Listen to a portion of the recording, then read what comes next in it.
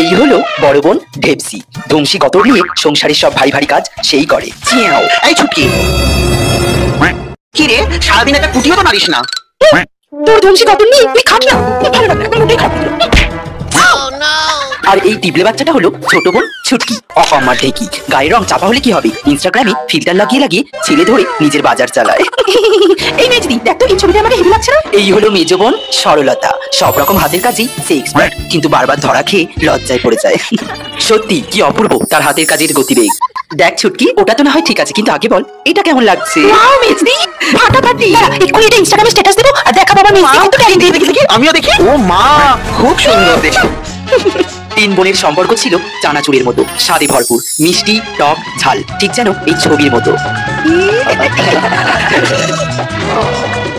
কিন্তু একটা বিষয় সবসময় তাদের সুস্বাদু চানাচুরি কারি পাতার মতো কাজ করতো, আর সেটা হলো কি গো, আমার ছেলেটাকে কি পিষে মারার ধান্দা? এই গতর খাকি তো কোন দিন আমার ছেলেটাকে গিলে খাবে। মেয়ে ছেলে হবে একটু ঢ্যাঙা ঢোঙা, রোগা রোগা, ফিট, দাড়ি গোপোলা, তবেই না একদম আপনার মেজো মেয়ের মতন। দেখুন না, যদি আপনার মেজো মেয়েটা দাঁড়া কি গো মেয়ে, যদি বলো তো তাহলে বাকি কথা এগোই। ও মা গো, আপনাদের মেয়ে তো খুব মিষ্টি, কিন্তু এই টিবলে বাচ্চাকে দিয়ে কি হবে? আমাদের ব্যবসার কি হবে? মেয়ে ছেলে একটু হাট্টা কাট্টা না হলে চলে? আমাদের ধানের গোলা আছে, অত বড় গামলা কি বইবি?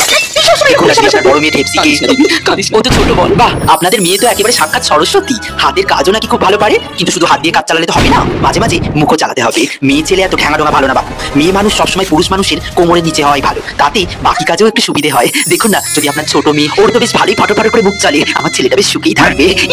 হ্যাঁ, আমি এক্ষুনি রাজি করে আনছি। এই ছুটকি দাঁড়া না, আমার মেয়েটার জন্য আমি এমন একজনকে চাই যার ভাবনা চিন্তার উচ্চতা হবে আকাশ ছোঁয়া, যার হাতের ছোঁয়ায় ফুটে উঠবে আমার বেটার শুকিয়ে যাওয়া ফুল, যার উপস্থিতি হবে পাহাড়ের মতো, পা রাখতেই সবকিছু কেঁপে উঠবে। কিন্তু আমার বেটার সামনে তাকে মেরি বিড়াল হয়ে থাকতে হবে। বিড়ালের কাজ শুধু ইঁদুর ধরা। যান ঠাকুর মশাই, আমার বেটার জন্য সেই নয়া ভীরাকে আপনি খুঁজে আনুন। আগে আগে আগে কিন্তু আমি এক্ষুনি ধরে আনছি। আসুন ঠাকুর মশাই, ভেতরে আসুন। শোনো মা, এবারে এমন সম্বন্ধ এনেছি না, শুনলে তোমার জিভ লক লক করবে। কোটিপতি মায়ের একমাত্র ছেলে। মা, তাই নাকি? ছেলে বিলেত ফেরো, তার মানে ভাবিস না তোর মেয়েকেও বিলেতে নিয়ে যাবে, ওকে এই কথাতেই ঢুকিয়ে রাখবে। এই দেখো দেখো, ছেলে ছবি দেখো, দেখেছো দেখেছো, একেবারে যেন রাজপুত। দেখি দেখি দেখি। চল না, চল চল, চল না।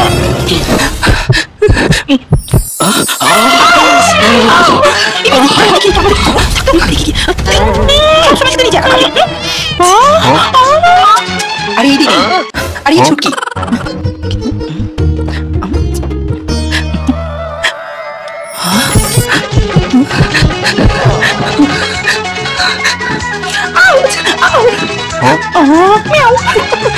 কি হবে যখন তিন বোনের বিরিয়ানিতে ঘি আলু মাংসের পিসের মাঝে এই এক টুকরো এলাচ এসে জুটবে? জানতে না চাইলেও দেখুন তিন শালিকে কিচিমিচি, কার কপালে ঝোলা দিচ্ছি।